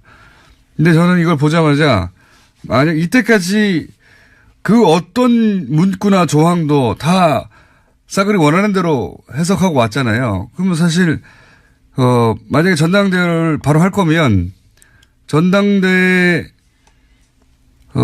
이중으로 이제 등록이 돼 있으면 그 사람들 다 징계하면 되거든요. 예. 징계해가지고 당원권을 정지시킨다. 내가 여러 가지 방법을 찾으면 되는데 전당대회 자체를 안 하려고 지금 하는 것 같거든요. 그렇지 않습니까? 전당대회를 안 하려고 하는 것 같아요. 무리를 해서라도 성사시키겠죠. 그러니까 전당대회가 아닌 방식으로 성사시키려고 하는 것 같아요. 아마 지금 말씀은 네. 전당대회가 안 될 것 같다라는 관측은 뭔가면은 법을 제대로 지키고 네. 민주주의의 기본 원칙들을 준수하게 되면 전당대회가 될 수가 없다 지금. 네. 왜냐하면 이제 의결권을 갖고 있는 전당대 참가자가 몇 명인지가 지금 확인이 네. 안 되는 상황이고 네. 또 그게 여러 사람이 겹치는 네. 1,000명 가까이 겹치는 이제 이중적인 그렇죠. 문제까지 다 해결해야 되니까 이거는 정상적인 전당대회가 불가능하다는 진단인데 네. 지금 하려고 하는 거는 정상적인 전당대회가 아니에요. 어차피 지금 현재 스코어. 그래서 모든 걸 무리를 감수하고서라도 이제 통합 결정을 일단 네. 내리고야 말겠다라는 식으로 밀어붙이고 있기 때문에 제가 볼 때는 무리를 해서라도 할 것 같아요. 전당대회를 할 것이다. 예. 저는 전당대회를 안 하려고 이러는 것 같습니다. 근데 전당대회를 하다 안 하게 되면은 예. 물론 이제 다른 방법을 또 강구를 하겠지만은 예. 이 무리를 피하려다 다른 더 큰 무리를 갖다 범하는 그 전당대회가 어쨌든 3,000명 이상 와야 되지 않습니까? 물리적으로. 3,000명 이상이 안 오지 않을까? 또 3,000명 이상이 왔는데 혹시 거기서 부결시키지 않을까? 그러면 이제 끝장나는 거지 않습니까? 부결되지는 않죠. 예. 부결이 될지도 있죠. 왜냐면은 지금 보면은 이제 부결시키고 싶은 사람들, 반대하는 사람들은 참석 안 할 가능성이 높기 때문에. 네. 모릅니다. 물론 모르죠. 그래서 그런 리스크를 안고 하느니 저쪽은 예. 이미 분당해서 당 만든다고 하는데 전당대회까지 할 필요 있어 이렇게 위험 감수하면서 전당대회가 안 하고 할 방법을 찾아봐. 저는 거기서 나오는 전당대회 안 한다에 제가 500원 걸어보겠습니다. 아, 그렇습니까? 네. 예, 돈이 많으시군요. 물론 상상할 수 없는 일인데 예. 지금까지의 이 어떻게든 통합을 시키겠다고 하는 드라이브의 강도로 볼 때 전당대회조차 어떻게든 해가지고 저는 방법이 떠오르지 않아요. 떠오르진 않는데 이때까지 안 될 거라고 했던 걸 다 방법을 찾아왔지 않습니까? 예. 23곳의 비디오 중계 이런 거로 상상할 수 없었던 창의적인 방식으로 헤쳐내 나왔기 때문에 또 헤쳐나가지 않을까. 하여튼 정치라는 게 이제 국민들에게 대한 이제 교육 효과도 사실 있는 건데 민주주의 이렇게 하면 안 된다. 이런 걸 이제 시리즈로 계속 보여주고 있는 상황이죠. 이건 어떻게 보십니까, 지금? 안철수 대표에게 중재파는 사퇴를 해라. 조기 사퇴를 해라. 예, 그러고 그렇죠? 있죠. 예. 안철수 대표는 본인이 사퇴하면은 안 된다. 예, 그 전당대회 무산되거나 그럴 것이다. 그래서 사퇴를 못 한다. 그치만 백의종군을 하겠다. 끝나고 나서 사퇴한다는 얘기겠죠. 아마도. 예. 이 통합이 끝난 다음에. 그런데 유승민 대표가 안철수 대표가 사퇴하면 나는 이 통합 자체를 다시 생각하겠다. 이거 어떻게 합니까, 이거? 이거 어떤 상황입니까? 좀 해설 좀 해주세요. 예, 일단은 중재파라고 불리우는 5명 예. 혹은 6명 정도 되는 분들이 어느 쪽으로 힘을 실어주는가가 굉장히 중요하죠. 중요한 순간이 되어버렸습니다. 그분들의 마지막 요구가 예. 그분들은 계속해서 이제 안철수 대표가 이 사태에 대한 책임을 지는 의미에서 예. 사퇴를 갖다가 하는 것을 최소한의 조건이다. 예. 이제 이렇게 주장을 해왔는데 원래는 이제 전당대회 전에 사퇴하는 거였어요. 예. 요구가. 예. 근데 그게 안 받아들이니까 요구를 약간 바꿔가지고 전당대회에서 왜냐하면 이제 사퇴할 용의가 있다. 다만 내가 사퇴하면 통합 자체가 어그러질 수 있다. 예. 이게 이제 안철수 대표 주장이었죠. 대표의 주장이었기 때문에 그러면 통합하자마자 사퇴하라. 예. 그렇게 예, 바뀌었는데. 예, 뭐 결혼식 끝나고 물러가라 뭐 이런 거죠. 예. 그렇게 하니까 이제 그걸 받아들였어요. 예. 일단은 중재파와의 어떤 접촉에서는 예. 받아들인 것 같아요. 그리고 이제 근데 그게 대해서 이제 유승민 대표가 그러면은 이제 이건 난 다시 생각하겠다. 네. 이 결혼을 뭐. 다 나가리 뭐 예. 이런 상황이 되는 거죠. 왜냐하면 유승민 대표 입장에서는 그렇다면 본인이 예를 들어서 그 국민의당 쪽에서의 누군가 대표 나와야 되니까 대표는 그럼 예. 본인과 뭐 박주선 의원과 같이 쓴다든가 이런 상황은 본인은 받아들일 수 없다 이런 거겠죠. 지금. 예, 그리고 거기는 지금 9명밖에 안 되지 않습니까? 물론 예. 이제 국민의당이 몇 명이 참갈지는 여전히 미지수이긴 하지만은 국민의당보다도 3분의 1 이하로 적은 수기 예. 때문에 이 통합의 파트너가 잘 버텨주지 않으면은 거기 가서 이제 묘하게 되는 상황이죠. 그래서 그리고 또 하나는 뭔가면은 안철수 대표는 물러났는데 왜 당신은 안 물러나냐. 예. 이 얘기가 국민의당으로부터도 지금 나오고 있기 때문에 일부에서. 네. 너도 물러나라고 하고 있죠. 그렇죠. 그래서 통합했는데 통합의 주역은 다 없어지는. 예. 시너지도 안 난다 예. 이런 생각인 것 같고. 이상한 상황이 되는 거죠. 게다가 이제 통합을 했는데 대표에서 물러가면 그러면 국민의당 쪽에서 이 숫자가 많으니까 그 통합파 쪽에서 이 정당을 끌고 가버리면 바른정당은 보이지가 않지 않습니까? 바른정당은 보수의 기치를 내리면 안 된다고 하는 쪽인데 그러면 이제 실컷 통합했는데 이렇게 흡수된 걸로 보이거든요. 그렇죠. 바른정당 입장에서는. 예. 그거는 싫다는 거죠 또. 예. 뭐 바른정당은 여러 가지로 이제 자신감을 갖고서 임하고는 있지만은 지금 이제 이 문제가 마지막 남은 좀 쟁점이 된 것 같아요. 뭐 하루 사이에 아마 내일까지는 결판이 날 것 같은데. 굉장히 어려운 국면입니다. 예. 제가 보기에는 풀기 쉽지 않아요. 저는 어렵지 않습니다. 예. 강 건너 물입니다. 강 건너 불 아닙니까 지금? 불인 사양. 아니, 제가 볼 때는 그냥 물이죠. 그래요? 예. 네. 강 건너에도 물은 있으니까. 그럼 어쨌든 전당대회는 할 거라고 보시는 거죠? 예, 전당대회는 이루어질 것이고, 지금 사실 이게 멈추거나 네. 후퇴하게 되면은 최악의 상황이 되기 때문에 차악을 택하는, 그러니까 상처투성이의 통합이 이루어지는, 예, 네. 끝까지는 갈 것 같습니다. 뭐 그 통합이 얼마나 갈지, 몇 개월을 갈지 아니면 올해를 넘길지는 가봐야 알겠습니다만은. 저는 전당대회 2회 방식으로 통합을 선언할 수도 있다. 아, 예. 예. 그런 가능성이 열렸다 이렇게 생각합니다. 무리인데, 예. 그렇게 되면은 정말 굉장히 다이나믹한 상황이 되죠. 물론 제가 뭐 큰 관심은 없습니다만은. 자, 매우 쳐라. 오늘 커다란 말씀을 남기고 매우 쳐라. 앞으로 가끔 써야 되겠습니다. 그거 따가지고 오디오로 매우 쳐라. 예. 지금까지 정의당의 노회찬 원내대표. 청와대 사이트에 또 태형을 부활시켜 주세요. 이런 게 올라가면 큰일 납니다. 조선시대의 태형을 부활시켜 주세요. 정의당 노회찬 원내대표였습니다. 감사합니다. 예, 고맙습니다.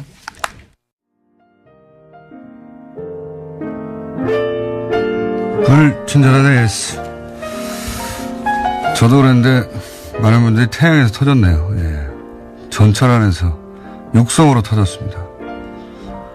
예. 지하철에서 민망했습니다. 버스에서 쓰러졌습니다. 노회찬 의원의 호를 당분간 태용으로 해주십시오. 태용 노회찬. 예. 저도 간만에 생방송하다 이렇게 터진 적은 처음이었습니다. 선을 넘지 않는 윤나리 판사님. 이제 변호사십니다. 네. 오늘도 선을 넘지 않으시군요. 다시 한번 나오시면 선을 넘어갈 수 있도록 제가 드리블을 잘 해보겠습니다. 자, 원종 씨 코너 오늘 참 재밌네요. 소피아. 아, 이게 넘겨 짚어서 또 문자를 하시는 분도 있네요. 오늘 주제는 제가 알기로는 소피아가 아닙니다. 소피아는 아시는 분들은 아시겠지만은, 로봇이 하나 왔어요, 로봇이. 네. 인공지능 로봇. 네. 크게 화제가 되고 있죠. 저도 요거 다룰 줄 알았더니 오늘은 이게 아니네요. 원정우 씨가 요즘 게으른 거죠, 뭐. 여기까지 하겠습니다.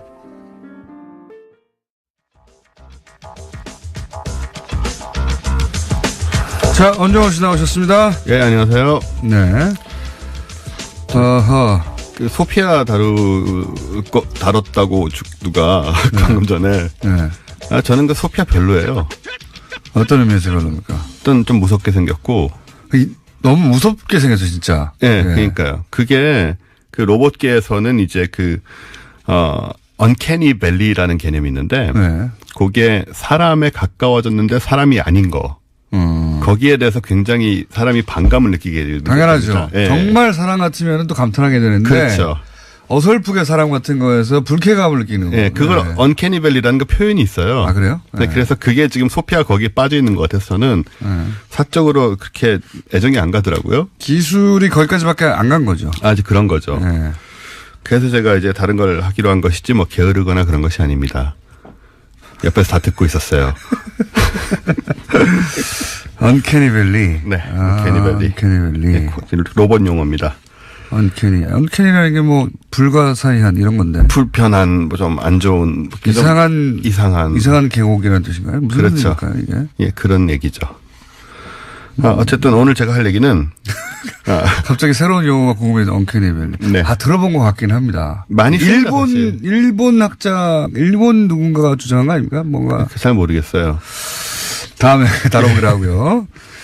자. 오늘 얘기는, 얼마 전에 제가 중국의 과학굴기 얘기 드렸잖아요. 네. 그리고 알파 제로 이야기도 드리고 하면서 그 과학기술의 발달에 대해서 얘기를 하다가 네. 아무래도 좀 부담 가진 분들이 많은 것 같아서 지난 시간에 왓슨의 무능함에 또 얘기를 했었고. 왓슨의 무능함. 관련된 얘기를 했었고. 그래서 우리가 과학기술이 발달한 것 같지만 여러 가지 한계들이 있습니다. 그래서 뭐 그런 관련된 얘기 비슷한 거를 좀 드리려고 하는데요. 중국이 지구 궤도에 우주 정거장을 갖고 있잖아요. 천궁이죠. 천궁, 예. 네, 텐궁이라고 하는데. 네, 그쪽에서는. 예, 이게 이제 뭐. 텐궁이죠. 예. 예. 어쨌든. 지난번에 이제 작년에, 미국만큼이나 많은 로켓을 쐈다. 네. 중국이 그런 얘기도 드렸는데, 이게 이제 텐궁이 한자로 천궁, 즉 하늘의 궁전이라는 의미로 좀 네. 멋있게 지은 건데 이게 이제 그래비티 영화에 나옵니다. 혹시 그렇죠. 네. 예. 건너편에 있는 그렇죠. 예, 우주정거장으로. 예. 그래서 산드라 블록이 이제 여기에 어떻게 가가지고 네. 이제 지구로의 탈출에 활용을 하잖아요. 여기에 길이가 한 10m쯤 되고 무게가 8.5톤이니까 예. 인공위성으로 작은 녀석은 아니에요. 예. 그런데 얘가 이제 곧 떨어질 예정입니다. 너무 빨리 떨어지는 거 아닙니까? 뭐 꼭 그렇지는 않은데요. 그래요? 지금 2011년 9월에 발사가 됐거든요. 2011년 9월 뭐 별로 안 됐네요. 보통 이 정도면 그냥 수명이 다 됩니다. 그래요? 예. 우주정거장이 그렇게밖에 안 돼요? 그러니까 얘의 수명은 그 정도였던 거죠. 물론 뭐 러시아 우주정거장 막 10년, 20년 있지 않았었나요? 있었죠. 네. 예. 또 국제우주정거장 같은 경우는 더 오래 있긴 네. 하지만 얘는 원래 이제 수명이 그렇게 길게 설계된 것은 아니었고요. 처음부터. 네네. 그래서 수명이 이제 한 7년 되니까 네. 다 돼가지고 고장이 났어요. 그래서 지금 궤도를 이탈하면서 조만간 추락할 상황에 놓여 있다는 거죠. 추락이라. 이게 어떤 상태냐면 지금 지구 상공 270km에서 돌고 있거든요. 네. 근데 원래는 360km에서 돌고 있어서 예. 이미 90km가 떨어졌습니다. 현재 매일 2km씩 궤도가 떨어지고 있어요. 그럼 대기권 진입할 때 불타고 뭐 이렇게 터져가지고 이제 제가 날아가고 뭐 그 파편이 날아가고 뭐 그런 상황 아닙니까? 곧 그런 일이 벌어지는 거죠. 근데 이게 예를 들어서 바다라든가 원하는 지역에 떨어뜨릴 수 있는 기술이 있어야 하잖아요. 바로 이제 그 부분을 제가 얘기를 네. 드리려고 하는데요. 그게 없어요 혹시? 그게 참 야리까리합니다 지금. 그러면 큰일 나는 거 아닙니까? 네, 이게 이제 고도가 200km 안으로 떨어지면은, 들어오면은 떨어지는 속도가 급속히 빨라져서, 네. 지금 현재로서는 2월, 3월 내로 추락할 것이라고 네. 지금 보고 있습니다. 예.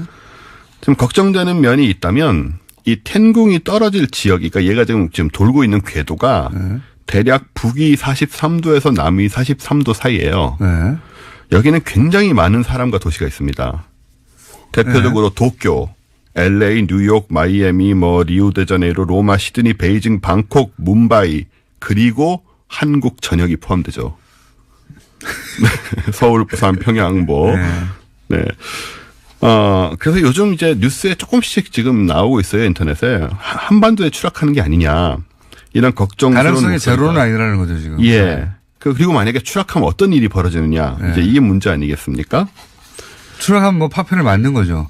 예, 그렇습니다. 근데 이제 사실 결론적으로 말하면 예. 아무 피해도 없을 가능성이 99%이긴 합니다. 다 타버린다? 일단 지상으로 떨어지면 이제 대기와의 마찰로 인해서 다는 아니고 거의 이 부분이 네. 약간 또 걸리는 건데 거의 다 타게 됐고요. 조그만 거 하나 맞으면 죽어요. 떨어지면 안 돼요. 사실은 어디 표현 보니까는 나사 하나만 떨어져도 이게 엄청난 속도로 떨어지기 때문에 그러니까요. 충분히 사람을 죽일 수 있는 정도의 이제 속도가 되는데 어쨌든 이제 일반적인 원칙은 거의 다 타고 약간 잔해가 떨어진다고 해도 뭐 인구 밀집 지역이란 건 사실 굉장히 좁은 부분들이잖아요. 네. 그래서 가능성이 희박하지 않느냐. 확률적으로 그렇다는 얘기입니다. 확률적으로 그렇죠. 제 말은. 예. 확률적으로 지구 이제 뭐 전체 면적에 비하여 바다도 많고 바다도 많고 황무지도 많으니까. 예, 우리 뭐 한반도를 따지더라도 네. 산이나 이런 데도 많고 그렇죠. 도시는 전체에 얼마 안 되니 네. 따지고 보면은 그게 통제가 안 되더라도 확률적으로는 거의 뭐 0.000 뭐 이렇게 된다. 뭐 이런 식인 거 아닙니까? 수조 분의 1%다라는 얘기를 하고 있어요. 확률적으로는. 네. 예. 확률이 안심시켜주지 않는 영역이네요. 이거는 근데. 근데 사실은 이게 처음은 아니고 네. 과거에도 우주정거장이 떨어진 적이 있습니다. 제가 궁금한 건 이거예요. 제가 정확하게 기억이 안 나는데 러시아에서 네. 이 우주정거장을 쏘고 나서 우주정거장이 소위 자기들이 이제 더 이상 수리를 못하고 네. 생명이 다했다 싶을 때 어느 지역에 떨어뜨리겠다라는 네. 계획을 수립하고 뭐 이랬던 기억이 있거든요. 그랬죠. 예. 근데 중국은 자기들이 원하는 지역에 떨어뜨릴 만한 기술이 없는 겁니까? 아니면 뭐래요? 중국에서는? 그것에 대해서 이제 얘기를 드리려고 하는데 네. 그 전에 1979년에 이제 미국의 스카이랩 떨어질 때는 네. 통제를 잘 했습니다. 네. 그래서 얘는 이제 무게가 74.5톤이라서 굉장히 큰 거예요. 네.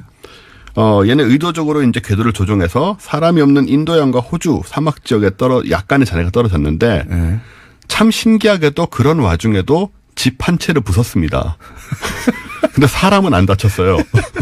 그거를 그 사람이 운이 좋은 거죠. 집 한 채가 손상됐습니다. 네. 그다음 말씀하신 건 이제 미르죠.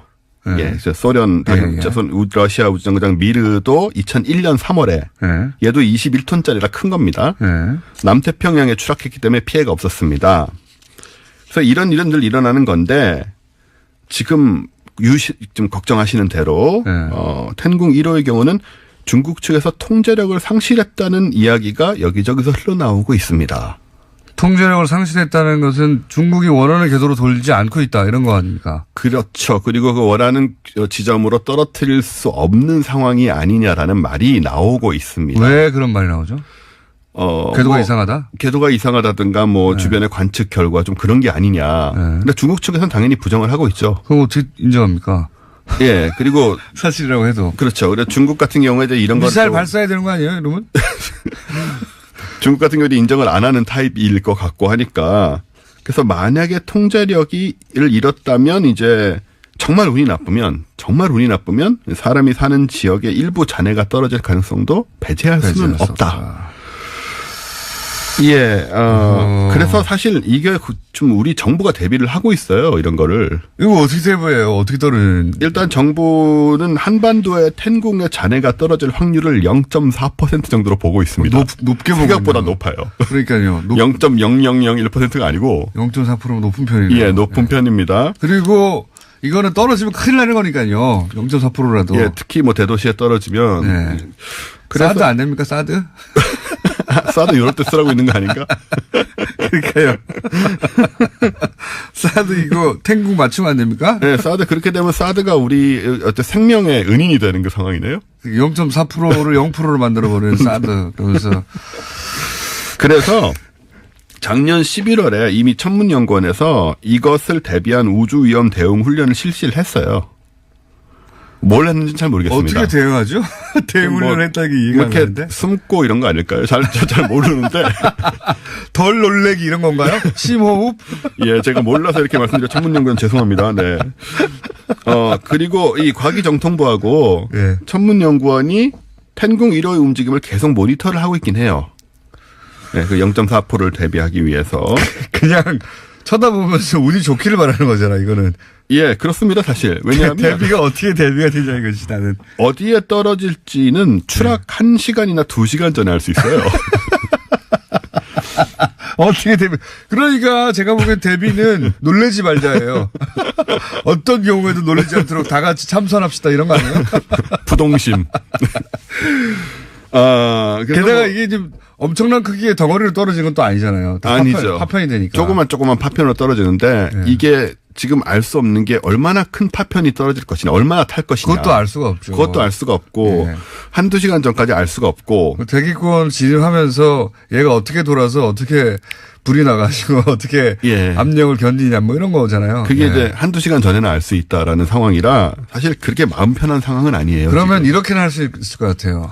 만약에 한두 시간 전에 이게 그 한반도에 떨어질 네. 가능성이 있다. 그럼 제가 보기에는 그 정부에서 네. 신호를 보내야 됩니다. 그 요즘 문자 잘 오잖아요. 그렇죠. 다 보내가지고 재난 문자. 예.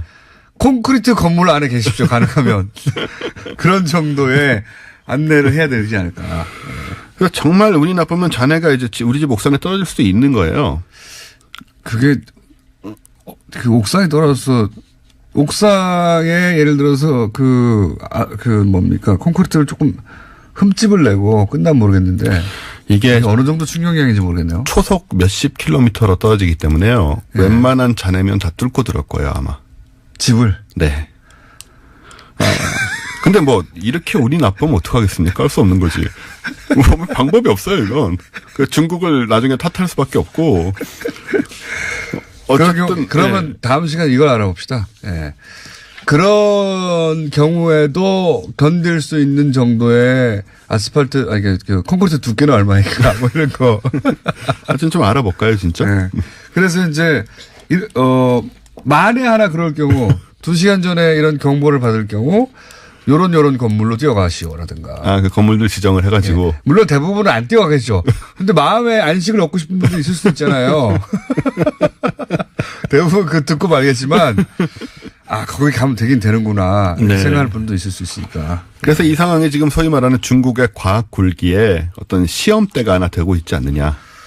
이게 컨트롤이 되느냐. 어떻게 원하는 대로 남태평양에 지금 떨어뜨릴 계획인데 그게 만약 안 되면 이제 중국이 과학적으로는 또 체면을 크게 구기는 상황이 되겠죠.